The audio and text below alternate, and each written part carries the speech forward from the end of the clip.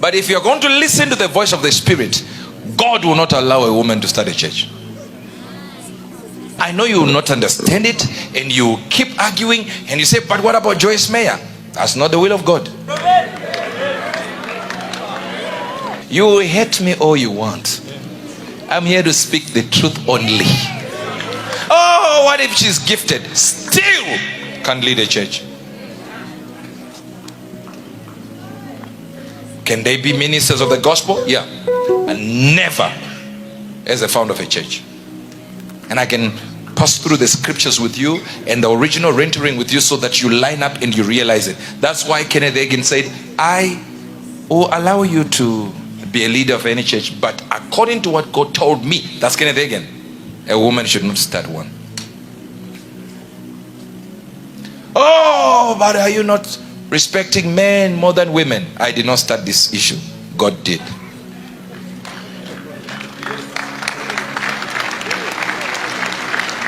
In other words, there are problems you will find that I'm not saying all men are good founders of churches. Don't get me wrong. No. They are useless ones. Men. So it's not, you see, it only takes your birth to become a male. But it takes something else to become a man. So I'm not saying your genitals are the prerequisite for your calling.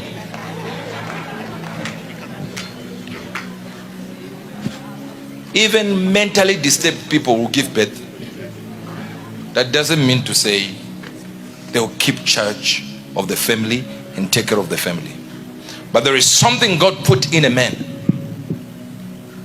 that can withstand the pressures that a woman, no matter how brilliant you are, you have problems. Not only that, the general atmosphere of what we find on earth is they might not listen to you.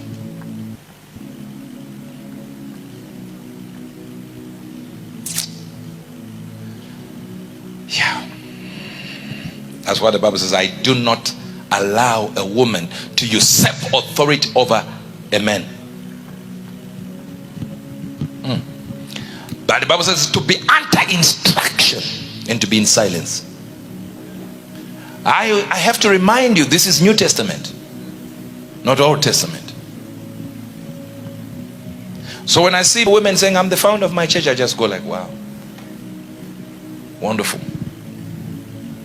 But the Bible, are we saying these women are not working for God? No. The Bible says, whether the gospel be preached out of envy, out of jealousy, out of strife, or to further burden me in my bondage, as it were.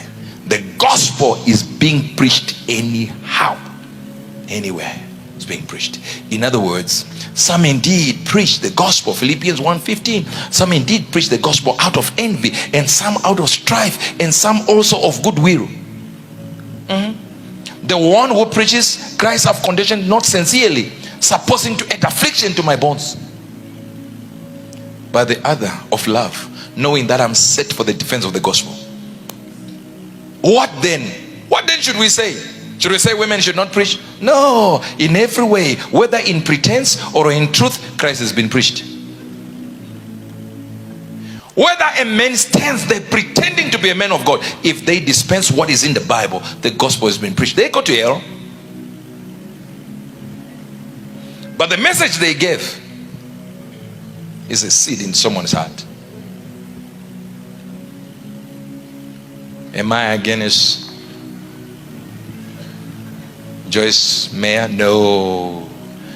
I read one of her books, The Battlefield of the Mind. One of the best books written on that subject.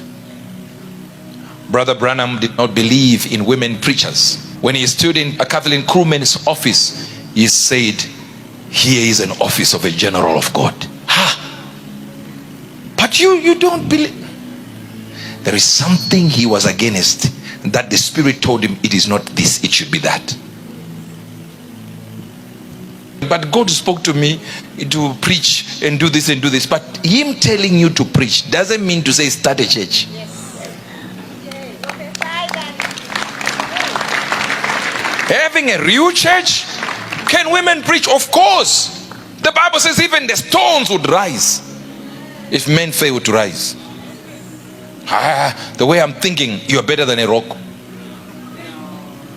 The bones of a man of God. They were running, looking for a way to bury someone, and they spied that the band of another army is coming, and they threw that dead corpse on top of the bones of Elijah, and the unction within the bones. You are better than the bones. So I know women are better than bones. So if bones can do this, women can do this.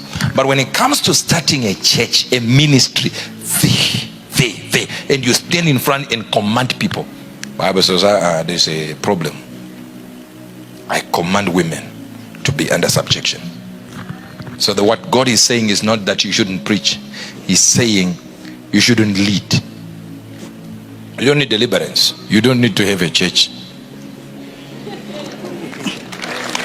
Find a man of God that you are under, your man of God, and say, I'm now under your authority.